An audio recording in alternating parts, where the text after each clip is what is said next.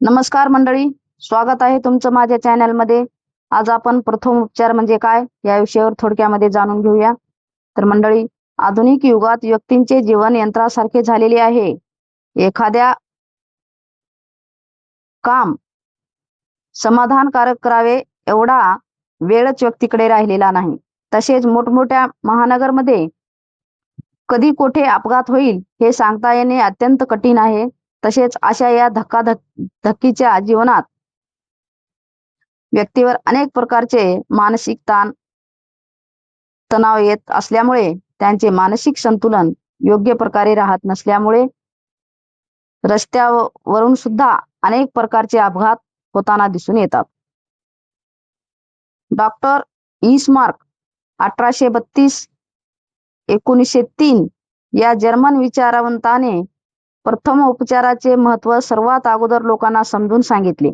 तसेच त्यांनी प्रथम उपचाराची जनजागरण मोहीम हाती घेऊन जनजागृतीचे कार्य केले, म्हणून त्यांना प्रथम उपचाराचे जनक असे म्हणतात. आता प्रथम उपचार म्हणजे काय आपण याच्यावर जाणून घेऊया थोडक्यात. एखाद्या रुग्णाला अपघातास्थळी उपाय करण्यापूर्वी तातडीने केलेले उपचार म्हणजे प्रथम उपचार होय. प्रथम उपचार म्हणजे त्वरित पण तात्पुरते केलेले उपचार होय. अपघात घडल्यानंतर सर्वात अगोदर जो उपचार केला जातो त्यास प्रथम उपचार असे म्हटले जाते. संकटकालीन स्थितीत पहिल्यांदा जी आवश्यक मदत उपचार केले जातात त्यास प्रथम उपचार असे म्हणतात. विजेवरचा पहिला आणि तात्पुरता उपचार म्हणजेच प्रथम उपचार होय.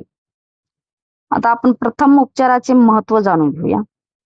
आधुनिक काळात दिवसेंदिवस अपघातांचे प्रमाण वाढत चालले आहे. अपघातामध्ये अनेक व्यक्ती मृत्युमुखी तर अनेक व्यक्तींना कायमचे अपंगत्व येते. त्यामुळे अपघात घडल्यानंतर व्यक्तींना वेळीच उपचार देणे गरजेचे असते. अन्यथा प्रथमोपचाराचा अभावी व्यक्तीचा मृत्यू होऊ शकतो. व्यक्ती जीवन जगत असताना अपघात केव्हा आणि कसा होईल हे सांगणे अत्यंत अवघड आहे. खेळाच्या बाबतीत विचार केल्यास खेळाडूंना खेळ खेळताना अनेक प्रकारचे अपघात होतात. तसेच सामान्य व्यक्तींना सुद्धा पाण्यामुळे, अग्नीमुळे किंवा अन्य कोणत्याही प्रकारामुळे अपघाताचा सामना करावा लागतो. युद्ध परिस्थितीतही अनेक सैनिक रणांगणावर अपघातग्रस्त होतात. त्यांना त्वरित प्रथमोपचार मिळाला नाही तर त्यांना जीव गमवावा लागतो. ही वास्तुस्थिती आहे. म्हणून या परिस्थितीवर मात करण्यासाठी प्रथमोपचाराची गरज असते. आजच्या यंत्रयुगात अपघाताचे प्रमाण वाढत आहे. अपघाताची कारणे मात्र वेगवेगळे आहेत. खेळाडूंना खेळताना अनेक वेळा मैदानावर अपघात होतो, इजा होते, स्नायू मुरळतो, हाड मोडणे, खरचडणे, धडकन लागणे इत्यादी प्रकार होतात. तसेच खेळाडू बेहोशही होतात. तेव्हा घाबरून न जाता प्रथमोपचार करणाऱ्याने सावधपणे अपघात झाल्याने व्यक्तीला नेमके काय झाले हे पाहून उपचार करावा.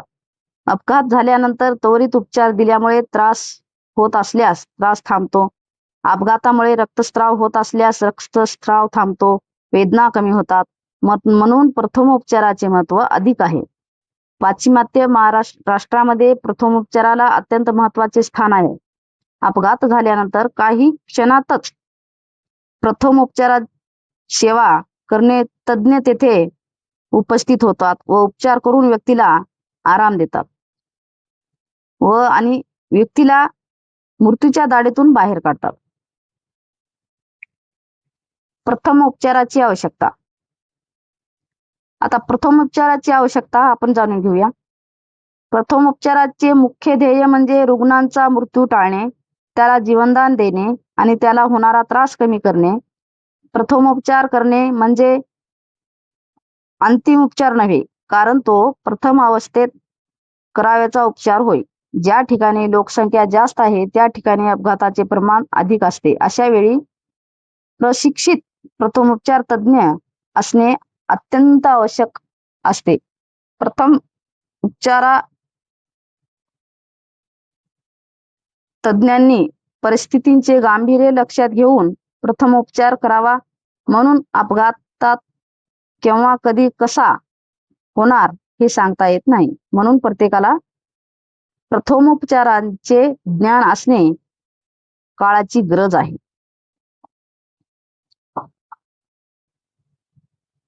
प्रथमोपचाराची पायाभूत तत्वे. कोणत्याही शिक्षणाचे विशिष्ट ध्येय व तत्वे असतात.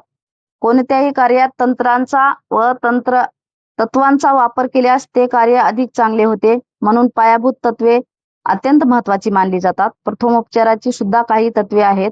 या तत्वांचा उपयोग करून प्रथमोपचार केला तर निश्चित अपघातग्रस्त व्यक्तीचा जीव वाचू शकतो, त्यास जीवनदान मिळते. तसेच प्रथमोपचाराच्या तत्वाचा वापर केल्यास खेळाडूच्या मैदानावर होणाऱ्या अपघातावर नियंत्रण ठेवता येते.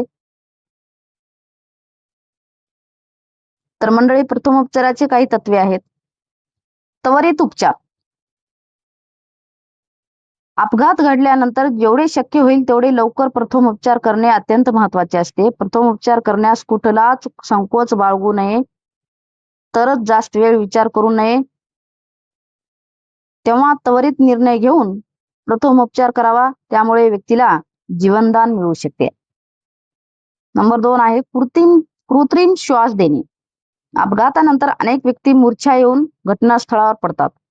अनेक वेळा श्वास बंद होतो, तेव्हा प्रथमोपचार करणाऱ्याने त्वरित कृत्रिम श्वास द्यावा, कारण ह्या अवस्थेत व्यक्ती जास्त वेळ जिवंत राहत नाही आणि जर श्वास वेळेवर दिल्यास व्यक्तीला नवजीवन मिळते. नंबर 3 आहे सहानुभूती.